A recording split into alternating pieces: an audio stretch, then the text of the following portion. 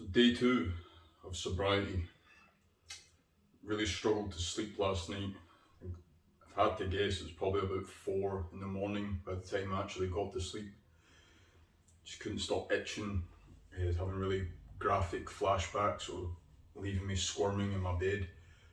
I was supposed to get up at 6 today, but I woke up at like 2 in the afternoon. Kind of felt bad, but it is what it is. I will wake up on time tomorrow. Quite overwhelmed by how positively yesterday's posts were received. Like, I'm trying to be honest with myself. Like, would I be recording this now if it was just hate comments or if it got no engagement at all? I don't know, but here I am, and I've decided I'm going to post a 30-day series called Rock Bottom for the first 30 days, and just so you can see.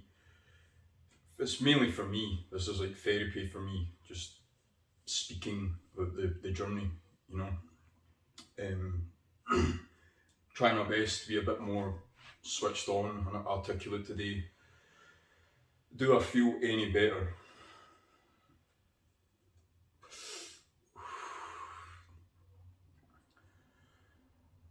It's a difficult question to answer because I don't feel much at the moment because my neurotransmitters are completely shot just due to being a complete degenerate for, well, most of my life, but particularly the last 3 or 4 months.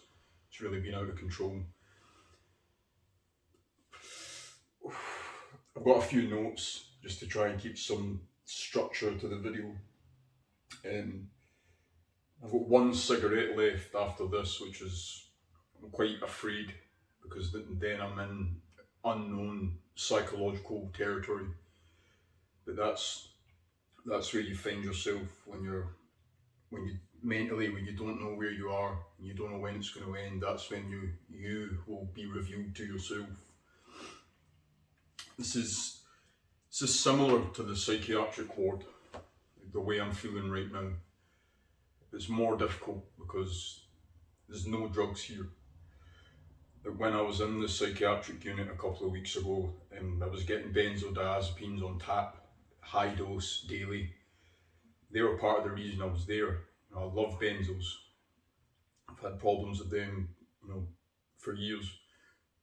But now, well, after this cigarette, we're what do the Gen Zs call it? Raw dog in life, essentially, which is I'm sweating at the thought of it. Scary, but I'm going to do it. I believe in it. I believe in myself. I know I'm going to do it. Like, what people will be watching this and thinking, well, what makes this time any different?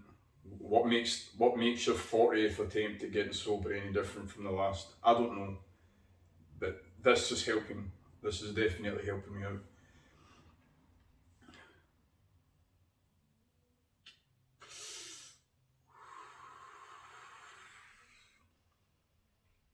I started using drugs when I was around 15 years old.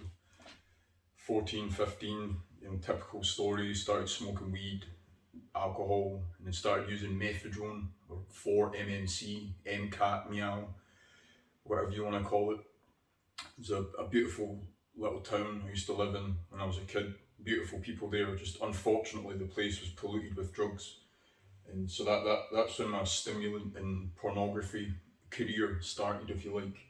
I had no idea what I was getting myself into because it's a devilish combination. You've got the substance addiction and the behavioural addiction wrapped into one, and it's so difficult to stop. And that's been, I'm ashamed to say it, but it is what it is. That's been a big part of my life, is stimulants and pornography. I'm pretty sure I've got ADHD. The doctors were working on it at the moment, but I have obsessive compulsive disorder and depression.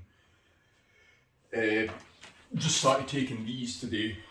I got given them 2 or 3 weeks ago. Missed a week because I was using cocaine and benzos. So I was like, what's the point in using my actual medication, which is to increase serotonin levels, while I'm using compounds which are diminishing it? No point. This is a new week, so I've actually started taking them. 50 milligrams sertraline, Zoloft for any American viewers. Going to give them a shot. always kind of spoke down on antidepressants, but I've never gave them a shot really, because anytime I was using them long term, I was also using other drugs, particularly psychedelics and stimulants. But I don't take drugs anymore, so I'll give them a shot.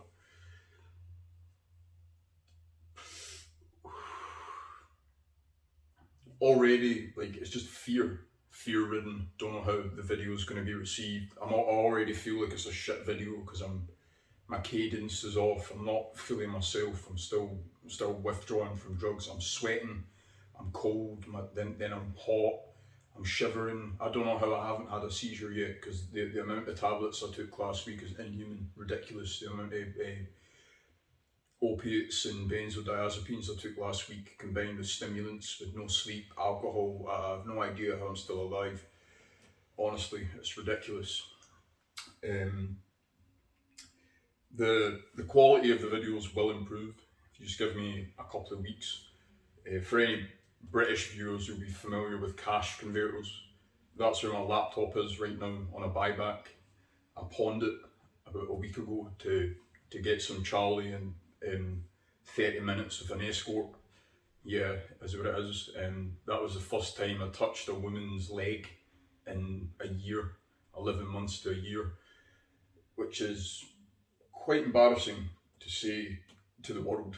But throughout the psychotic episodes I've had, like, all of my most degenerate moments and darkest thoughts have been broadcasted to everyone to see, and I'm being persecuted by infinite beings, so I can be open. People don't understand it, but this is bravery, so I will give myself a pat on the back for doing this. But I am afraid to post these videos. I'm afraid to be so raw, but I'm going to do it anyway. You know, the positivity I received yesterday really helped me put the camera on the tripod and sit on the seat and speak. But I can't get too used to that, because I know the hate's coming. Although I said I'm going to post anyway, I will post either way. Just, you can't let positivity or negativity get to you too much. You need to just focus on your inputs, focus on developing yourself and developing your skill set in whatever endeavour it is you choose to pursue. But the more aligned you are with human nature and your purpose, the less susceptible you are to the noise. You know, I hear voices every day. Some are real, some aren't. They're not all negative. They don't all say negative things about me. But the more in tune I am with being an athlete and, you know, rejecting degeneracy, the more I can shut out the noise and just focus on what I want to do. And the more belief I gain in myself. And I feel that the more you believe in yourself, the more you believe in God, because you are an infinitely small but quintessential component of the whole. So you are a piece of God. So if you start to believe in yourself, if you know it or not, you actually are believing in God. You're not all knowing, you're not all seeing, because you're not God, but you can know and you can see to a degree, because you are a piece of Him. He gave you the ability to reason, to decipher, to choose what you let into your body, what you let into your mind. And, you know, from yesterday, day one, I chose to take a turn and no longer let substances or the ridicule of other people dictate where I go in my life. I suppose I already did it today. I gave myself, this is the first positive thing I've said about myself in God knows how long. I don't know how long it's been. You know, I'm proud of myself, I suppose, for embarking on this journey, and I'm here to stay. I no longer use drugs, and I don't care if anyone believes me. I believe me. I don't even know if that smile was real. I feel like I'm performing to a degree. Even when the camera's off, I feel like everybody can see what I'm doing at all times, that I'm being recorded at all times. So why not just turn the camera on and just speak about it? You know, because this will help people and it will help me. This is productive selfishness because I'm creating something which could leave an imprint on someone else. Like being in the midst of addiction and just using as unproductive selfishness because you're destroying yourself and you're destroying those around you. But I would say that's addiction in a nutshell. It kind of reminds me of Metallica's song, like search and destroy or seek and destroy, because like you seek what you desire, but it destroys everything around you, including yourself. But it's it's wrapped in this illusory kind of veneer of joy. So like once I get that hit, everything's going to be good, and it is for 10 minutes, and it's just all downhill. But now I'm ascending. I've hit the bottom. I honestly think I hit solid gold, or platinum, palladium. I don't know what you call it, but I can't go any lower. I can't go any lower than I already have. So join my ascension. Thanks for tuning in. I'll see you for tomorrow's episode. I hope you have a lovely day or a lovely night wherever you stay. Take it easy.